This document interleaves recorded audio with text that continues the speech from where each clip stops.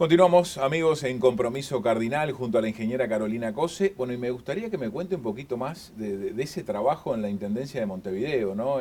Donde en su área un poco, bueno, protagonizó algunos cambios profundos que tuvo la Intendencia. Sí, sí, sí.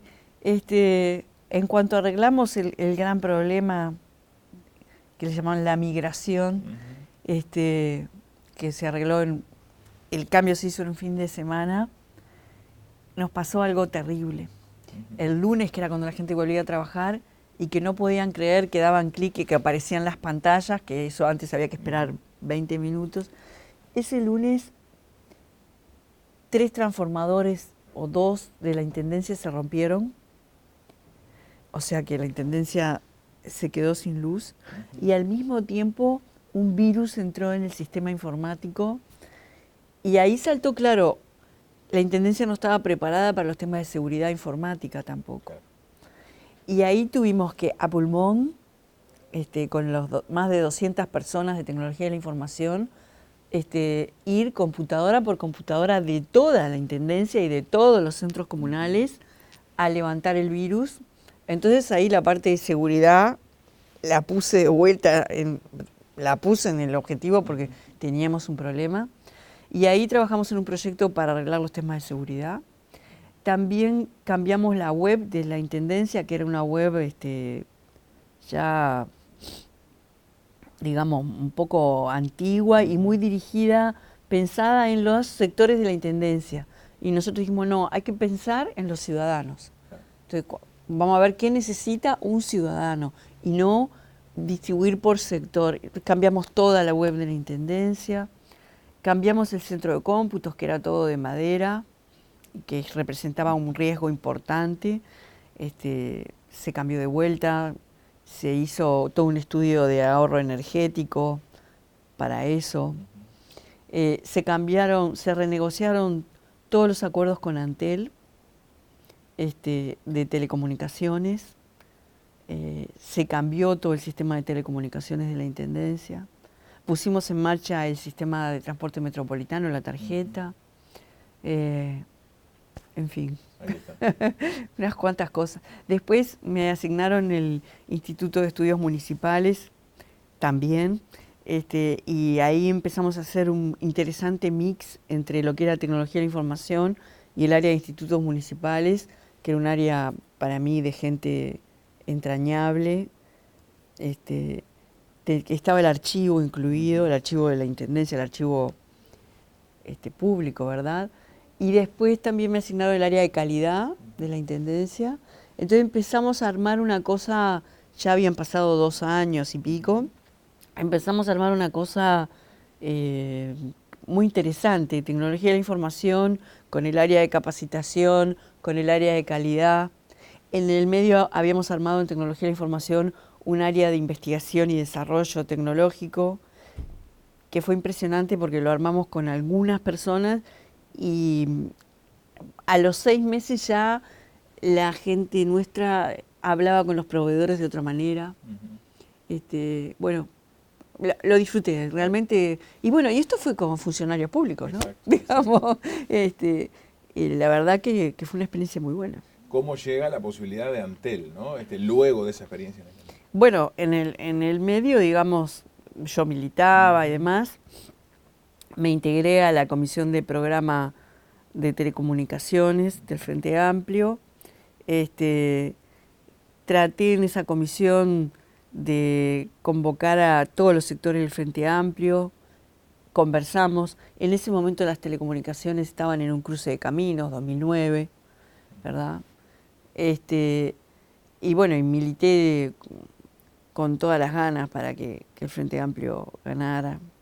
Y bueno, después de eso, Pepe me llamó y me ofreció la presidencia de Antel. Ahí está.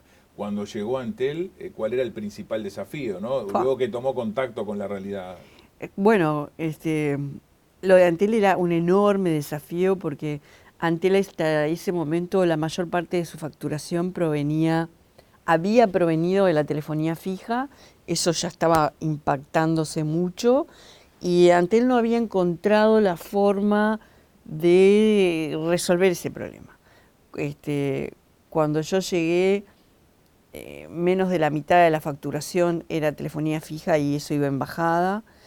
Venían de una competencia celular compleja, con 2 jugadores multinacionales muy grandes, y había como, yo sentí que había en los trabajadores de Antel un miedo a proponer cosas. Entonces, bueno, ahí lo que traté de hacer fue generar, primero, interiorizarme bastante y lo más rápido que pude, imponer una estrategia. Imponerla en el buen sentido, marcar un rumbo, ¿no? Hablé mucho con el sindicato, conversé mucho con el sindicato, conversé con mucha gente en Antel y bueno, definimos una estrategia de ir con un proyecto de fibra óptica al hogar, con un proyecto orientado a las personas en lo que se refería como mensaje. Igual que en la Intendencia habíamos cambiado la web, en vez de a las áreas, tú entrabas a la web y tenías que buscar qué área de la Intendencia, y lo que hicimos fue cambiarlo para que un ciudadano encontrara lo que necesitara. Bueno, lo mismo en Antel, dirigir el marketing a las personas, quebrar esa separación de celular, fija y datos y entender que el mundo venía por los datos. Y bueno, el primer año fue un año de mucha preparación y bueno, ya sobre el final entramos a lanzar proyectos, ¿no? Qué desafío el del fibra óptica al hogar, ¿no? Total. Con toda la movilización que eso significaba, sobre todo bueno, en las grandes ciudades, ¿no? Sí, sí, sí. Además, encaramos el proyecto, si lo hubiera encarado de forma tradicional, hubiera sido, bueno, una licitación, grandes proveedores y chau. Y nosotros queríamos que eso derramara más, que participaran empresas pequeñas también. Había mucho para hacer, había lugar para todos. Y bueno, tratamos de promover esquemas en los cuales participaran todos, los grandes, los pequeños. Y además los propios proveedores nos empezaron a plantear que faltaba gente capacitada para manejar la fibra, lo cual para nosotros fue una enorme oportunidad de salir a capacitar por los barrios. Capacitamos gente en clubes de barrio para aprender a conectorizar fibra. Y bueno, y eso generó una gran cantidad de puestos de trabajo. Y bueno, y tuvo un mensaje para la población que creo que se ha ido entendiendo con el tiempo lo que significa para Uruguay tener la fibra óptica, ¿no? Y yo creo que todavía hay mucho más para poner encima de la fibra. Ahí está. Sí. Bueno, también el tema del data center, otro proyecto Claro, ambicioso, ¿no? fuimos lanzando proyectos y cambios tarifarios. Por ejemplo, mientras lanzábamos el proyecto de fibra al hogar, lanzamos un cambio en la estrategia de tarifas empresariales enorme.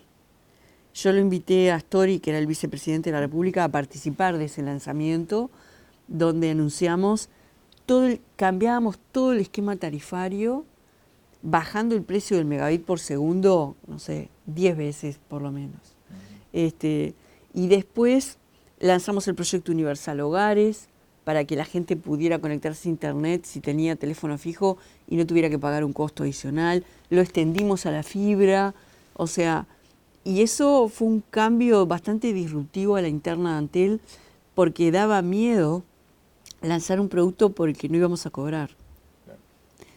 Y ahí lo que lo que tratamos entre varios de hacer entender es que estábamos generando un efecto red y estábamos incluyendo gente en el mundo de los datos, que es lo que pasó. Y bueno, entrelazar esos mundos, celular y entender la importancia de los hogares, ¿no? Porque el celular está muy bien, pero los hogares tienen que estar conectados porque es una manera también de inclusión social muy fuerte, más que el celular. Ahí está, bueno. El próximo desafío, el Ministerio de Industria. Sí. ¿Y allí cuál era el gran objetivo? Bueno, ahí siendo presidenta de Antel, conversé un par de veces con el doctor Tabaré Vázquez. Y bueno, durante su campaña conversamos informalmente alguna vez. Y bueno, y después, el día siguiente que ganó las elecciones, me llamó y me propuso ser la ministra de Industria. Y bueno, en 5 largos segundos acepté. Ahí está. Fue un gran honor. Y bueno, y ahí yo como presidenta de Antel y encargada y en ese mundo de las telecomunicaciones ya había vislumbrado los cambios, ya veía los cambios que había en la economía mundial.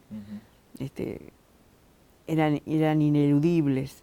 Así que encarar la industria en Uruguay era un enorme desafío. Y lo fue más porque en el 2015 la región se vino a pique y el encadenamiento industrial que se había logrado en el gobierno de Pepe era un encadenamiento industrial que estaba bien y que fue posible gracias a la región. Y bueno, cuando la región se vino a pique, para mí el tema de empezar a insistir con que la industria en el mundo había cambiado, con la importancia de que el mundo digital y el mundo tradicional se acercaran cada vez más, pasó a ser prioritario y perentorio, ¿verdad? Y bueno, y ahí también el Ministerio de Industria tenía muchas áreas. Para mí era muy bueno que el área de energía estuviera junto a la de industria y traté de ver cómo usar los elementos de energía para proteger e impulsar sectores de la industria nacional. El tema de las pymes también está en el Ministerio de Industria y ahí lo que tratamos de hacer es colaborar a que una gran cantidad de herramientas que estaban dispersas en todo el Estado se pudieran concentrar. ¿Qué papel entiende usted que juegan las pymes en la economía? Fundamental. Fundamental para repartir mejor, fundamental en el tejido social. Son una demostración muchas veces de que el emprendedor no se nace emprendedor, a veces uno tiene que hacerse emprendedor, ¿verdad? Y no está bueno que solo sean emprendedores los hijos de emprendedores. Entonces también es una forma de democratizar las oportunidades y las pymes son una enorme herramienta para eso.